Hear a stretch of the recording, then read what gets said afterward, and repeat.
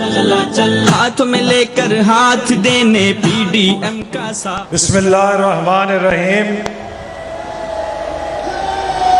قائدین Pakistan democratic movement اور فیصلہ آباد کے شیروں، آج پی ڈی ایم کا یہ قافلہ آپ سے فیصلہ لینے آیا ہے کہ کیا یہ دھاندلی کی حکومت جس نے پاکستان کے عوام کو تباہ کر دیا، ملک کو برباد کر دیا اور بدترین مہنگائی اس قوم کو دی، کیا آپ کو یہ قبول ہے؟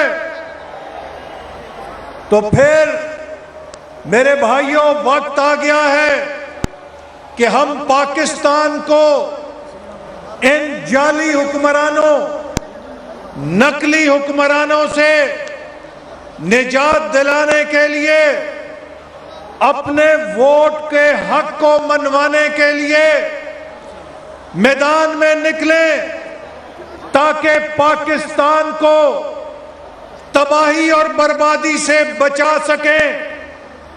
میرے بھائیوں، 2013 میں جب نواز شریف کو ملک ملا تھا تو 18 گھنٹے لوڈ شیڈنگ ہوتی تھی کہ نہیں ہوتی تھی؟ آپ سے نواز شریف نے وعدہ کیا کہ ہم اندھیرے ختم کریں گے۔ 5 سالوں میں 11,000 میگا واٹ بجلی کے منصوبے لگا کر لوڈ شیڈنگ کے اندھیروں کو دور کیا۔ ہر روز یہاں خودکش بمبار گرتے تھے۔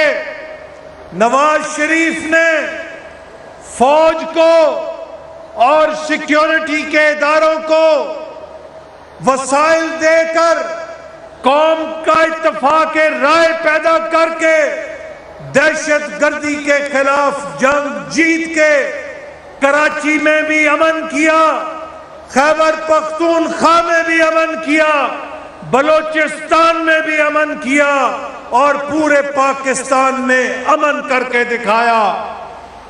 اور پھر ہماری حکومت نے چین کے ساتھ مل کر سی پیک کا منصوبہ شروع کیا اور 4 سالوں کے اندر 29 ارب ڈالر کے منصوبے پاکستان میں لگائے۔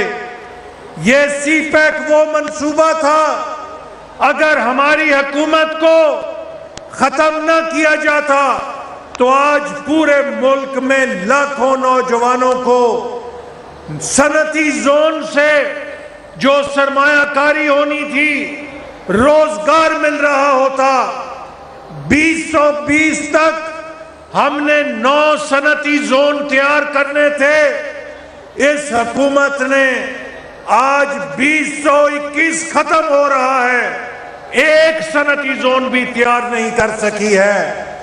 اس نے سی پیک کو بھی تباہ کر دیا، اس نے پاکستان کی معیشت کو بھی تباہ کر دیا۔ جب ہم نے پاکستان کی معیشت چھوڑی تو اس کا حجم 315 ارب ڈالر تھا۔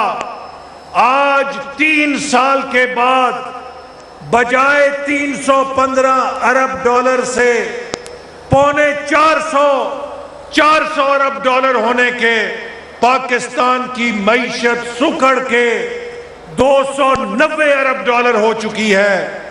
ہم آگے جانے کی بجائے پیچھے جا رہے ہیں۔ ہمارے نوجوان ڈگریاں لے کر نکل رہے ہیں اور جس دفتر اور فیکٹری میں جاتے ہیں انہیں کہا جاتا ہے ہم پچھلوں کو نکال رہے ہیں، ہم تمہیں نوکری کہاں سے دیں۔ اس حکومت نے یونیورسٹیوں کو تباہ کر دیا ہے، یونیورسٹیوں کی فنڈنگ ختم کر دی ہے۔ آج ہماری یونیورسٹیاں بدترین خسارے میں چلی گئی ہیں۔ یہ تعلیم کے ساتھ دشمنی کر رہے ہیں، یہ ہر شعبے کے اندر ملک کو تباہ کر رہے ہیں۔ کبھی بھارت کو جرأت نہیں ہوئی تھی کہ وہ کشمیر کو ہڑپ کرے۔ عمران نیازی کے دور میں 2019 میں مودی سرکار نے کشمیر کو ہضم کر لیا اور یہ حکومت خاموش تماشائی بنی، تماشا دیکھتی رہی۔ اس نے کشمیر کے شہیدوں کا سودا کر لیا اور آج یہ ہمیں درس دیتا ہے کہ یہ پاکستان کے حقوق کی حفاظت کرے گا۔ آج دنیا میں پاکستان تنہا کھڑا ہے۔ چین کے ساتھ ہمارے تعلق اچھے نہیں، امریکہ کے ساتھ اچھے نہیں، یورپ کے ساتھ اچھے نہیں، مشرق وسطیٰ کے ساتھ اچھے نہیں، اور ہمارا وزیر اعظم جنرل اسمبلی کا اجلاس گھر بیٹھ کے ورچوئل تقریر کرتا ہے، انٹرنیٹ کے ذریعے تقریر کرتا ہے، چونکہ جنرل اسمبلی میں اسے ملاقات کے لیے کوئی ٹائم دینے کے لیے تیار نہیں۔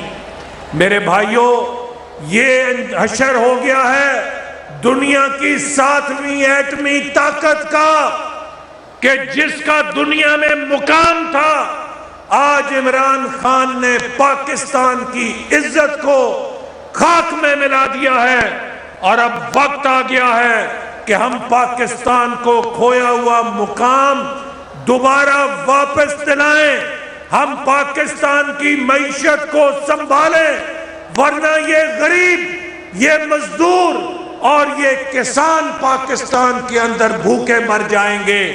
ان غریبوں کے لیے، مزدوروں، محنت کشوں اور کسانوں کے لیے اس غیر نمائندہ حکومت کو ہمیں گھر بھیجنا ہے، جس نے ملک کو تباہ اور برباد کر دیا ہے۔